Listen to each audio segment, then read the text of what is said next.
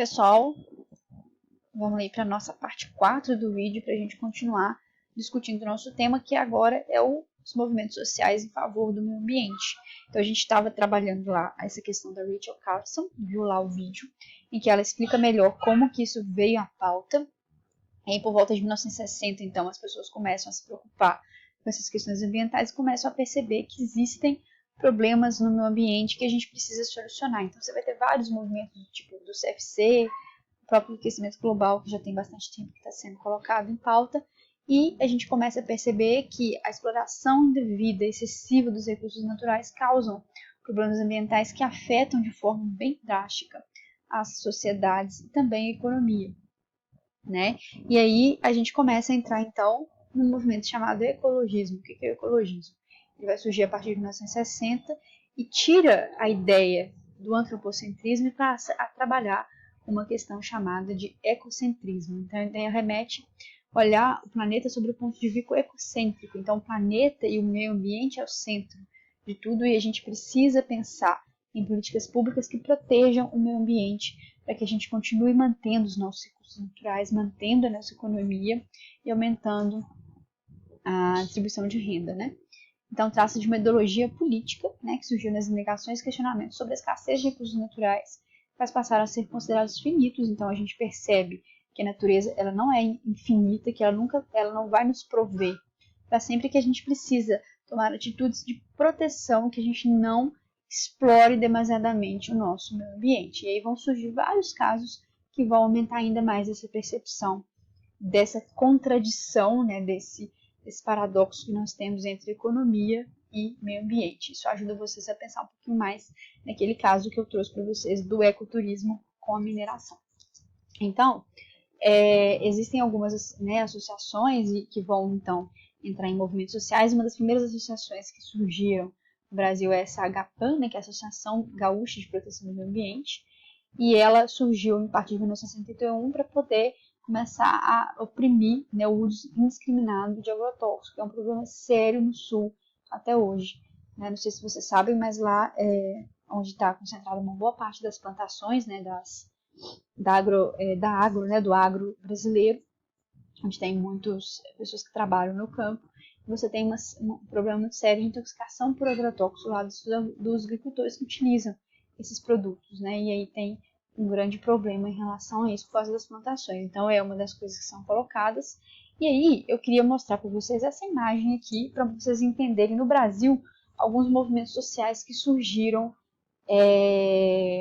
relacionados, né, ao meio ambiente. Quando vocês olham essa imagem, vocês sabem o que é isso aí? Pensa um pouquinho.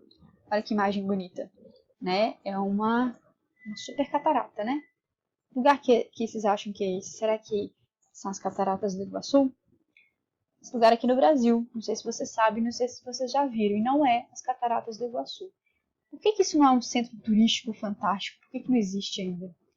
Se vocês quiserem ver uma foto de como que essa região está hoje, eu mostro para vocês, que é isso aqui. Ó. Não sei se vocês conhecem, mas essa aqui é a maior represa brasileira, que é a represa de Itaipu, né? Que é extremamente importante para o Brasil. Ela está muito forte relacionada à matriz energética, mas para que ela fosse construída, a gente precisou perder isso. São as 7 quedas, não sei se vocês já ouviram falar. E durante a construção de Itaipu, você teve um processo muito forte das comunidades locais e de vários ambientalistas que tentaram impedir a construção dessa usina hidrelétrica. Então, não foi fácil a construção. Lógico que ela traz positivos, mas existem estudos, por exemplo, que talvez não precisasse construir uma usina tão grande. Se a gente construísse matrizes menores, né, usinas menores, teriam um impacto ambiental menor. Percebam o impacto ambiental que isso gera. Essa área aqui toda que vocês estão vendo das cataratas foram alagadas. Então, uma boa parte de, inclusive, comunidades foram alagadas. Toda essa mata que estão aí está debaixo d'água e ela putrefou e ela contribui para o aquecimento global porque ela elimina CH4, que é um gás de efeito estufa no organismo, e também, né, a gente perdeu um patrimônio ambiental muito forte. E aí, de novo, a gente pergunta a contradição entre desenvolvimento econômico e desenvolvimento sustentável, e não exatamente desenvolvimento sustentável, mas proteção do meio ambiente. olha só o preço que a gente paga. Mas mesmo assim, no lado econômico, a gente pode perceber que isso é importante para o Brasil, né? Para que a gente consiga manter a nossa matriz energética. E aí a minha pergunta que eu faço é para vocês, esse tipo de construção, vamos pensar nas Cataratas do Iguaçu, que é um patrimônio ecológico brasileiro. Vocês acham que existe a possibilidade de transformar Iguaçu nisso aí? Uma represa? Porque ali tem um potencial de formação de energia elétrica muito forte. Vocês acham que isso seria uma discussão viável na sociedade atual? E por que não se discute mais transformar as Cataratas do Iguaçu em uma usina dessa? Teve a discussão, tá, gente? Não esqueçam, existe sim, inclusive, forças que pensam em transformar.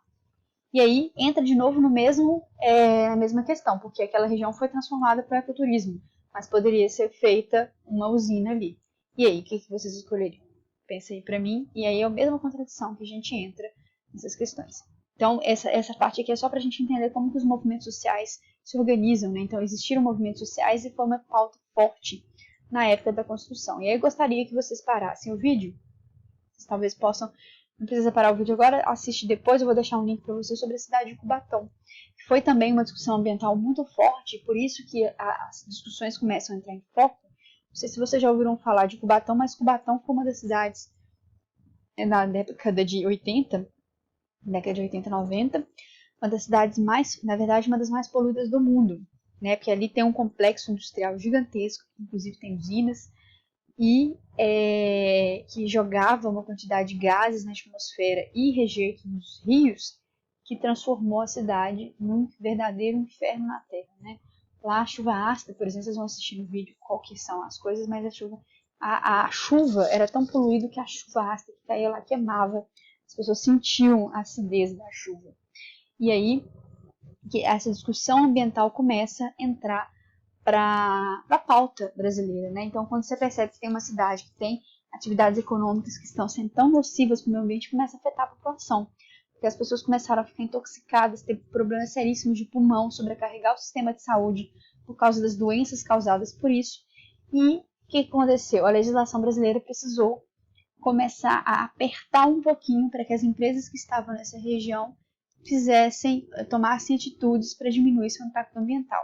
Uma dessas atitudes que a gente toma é colocar, por exemplo, filtros nas chaminés dessas fábricas para poder não emitir, por exemplo, material particulado, que é aquele pó fininho que a indústria pega. Cuidar dos efluentes, que é o rejeito que essas empresas jogam, por exemplo, nos mananciais de água. Antes de você jogar para a rede de esgoto aquilo que você tem que ser água tratada. Então depois vocês vão olhar lá e eu sugiro que vocês dêem uma pesquisada sobre como que funcionou. Mas a colocação das leis ambientais brasileiras para poder adequar essas fábricas, diminuir o impacto ambiental, ajuda bastante a diminuir um pouco essa poluição que estava crônica em Cubatão. E aí quando a gente pensa nos movimentos sociais, a gente também não pode deixar de falar da Sociedade Brasileira para o Progresso da Ciência, que é a SBPC. Não sei se vocês já viram falar dela, mas ela é uma sociedade que organiza cientistas do Brasil inteiro e está relacionada também com as instituições universitárias, né, onde os cientistas brasileiros estão trabalhando. E eles têm um papel principalmente de disseminar a ciência, divulgar a ciência e principalmente tratar de questões ambientais. Então, os representantes da SBPC, principalmente as lideranças, elas vão discutir junto com o governo ações, né, a ciência para poder promover ações, né, políticas, né, de políticas públicas para poder proteger o meio ambiente. Ela vai fazer pressão na forma de comunidade científica. E aí quando a gente pensa em políticas públicas, o que são as políticas públicas que eu tenho falado para vocês bastante? São as ações, atividades e programas que o Estado promove para poder preservar alguma determinada área da sociedade. Quando a gente fala, então, em políticas públicas para o meio ambiente, são aquelas legislações que existem, que vão ser jogadas para poder adequar as empresas, a população, as prefeituras, os governos, para diminuir o impacto ambiental de suas coisas. Então, quando a gente trabalhou lá nas aulas presenciais, que as empresas têm legislações que elas precisam cumprir, elas vêm de políticas públicas. E como que essas políticas públicas elas chegam em pauta e começam a ser discutidas, mesmo que sejam tão recentes? Só através de pressão popular, e normalmente essa pressão popular vem através dos movimentos sociais. Então, os movimentos sociais são a representação de uma sociedade organizada, que vai utilizar como instrumento, né, essa força popular para poder propor, né, e para poder pressionar os políticos a desenvolverem políticas para desenvolver aquilo. E as políticas são atividades do Estado que vão promover o desenvolvimento naquela área. Então, eu gostaria que vocês pensassem um pouquinho qual que é a importância desses movimentos sociais e que elas representam as reivindicações políticas públicas, né? Quando você reivindica políticas públicas, como é que você faz? E aí vocês pensam um pouquinho sobre isso, e eu quero que vocês observem que quando a gente pensa em políticas públicas, a gente não consegue políticas públicas se a sociedade civil não se organizar e pressionar o governo. Então, é apenas através da pressão e das empresas de determinadas sociedades, por exemplo, como as sociedades científicas, as ONGs, as pessoas que vão se organizar e fazer pressão naquela ali, é que a gente promove essas ações de políticas públicas. Hoje em dia, só para a gente terminar a aula, as políticas, né, os movimentos sociais, eles estão se organizando de uma forma muito nova, né, utilizando a internet. E principalmente o Twitter, quando você sobe hashtags para poder desenvolver políticas públicas em determinadas áreas. Então, eu dou exemplos aqui atuais. Um deles é o que está acontecendo agora em relação ao corona, é um movimento que está ocorrendo na internet chamado Renda Básica Já, que é um movimento chamado Vamos Parar do Brasil, que está pressionando o governo para lançar medidas para todo mundo entrar em isolamento obrigatório e para que as pessoas que não têm renda possam receber uma renda mínima para que elas tenham condições de sustentar. E essa é uma hashtag levantada por, se não me engano, artistas, tem até o Bruno Galhaço ali, que estão reivindicando essa pauta. Tem também, por exemplo, o Não Seja um Porquê, que também foi um movimento social lançado na internet, quando teve aquela série Os 13 Porquês, e as pessoas começaram a fazer um movimento social para poder conscientizar, por exemplo, sobre o suicídio. E aí você começa a ter ações políticas também, né, ações públicas, para poder desenvolver. Por exemplo, o Ministério da Saúde começa a desenvolver questões públicas para poder alertar sobre essa questão do suicídio. Outra ação, né, ambiental que a gente tem hoje em dia é o Todos pela Amazônia, que ocorreu nas queimadas do ano passado, em que o pessoal pela internet chamou manifestações, utilizando essa hashtag aí, Todos pela Amazônia. Então, são formas hoje em dia que a gente encontra utilizando os nossos meios. Antigamente eram através de livros e coisas que surgiam pela imprensa. Hoje em dia a gente tem um instrumento da internet que estão surgindo diversos movimentos sociais, pautados por diversas temáticas, e os ambientais também estão entre eles, né, geralmente levantados pelas hashtags. E lembre-se que assim que esses movimentos eles surgem para fazer pressão no governo, para poder exigir políticas públicas que vão regulamentar e vão considerar novas questões nos temas que a gente coloca. Então é isso, espero que vocês tenham aproveitado a aula. A gente trabalhou 2 unidades, por isso que ficou grande, mas espero que vocês consigam fazer. Não deixem de fazer o exercício do AVA.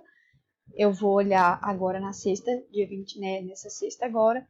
E bons estudos, espero que vocês estejam tendo aí uma quarentena, né, na medida do possível tranquila. Abraço a todos, encontro vocês na live de hoje.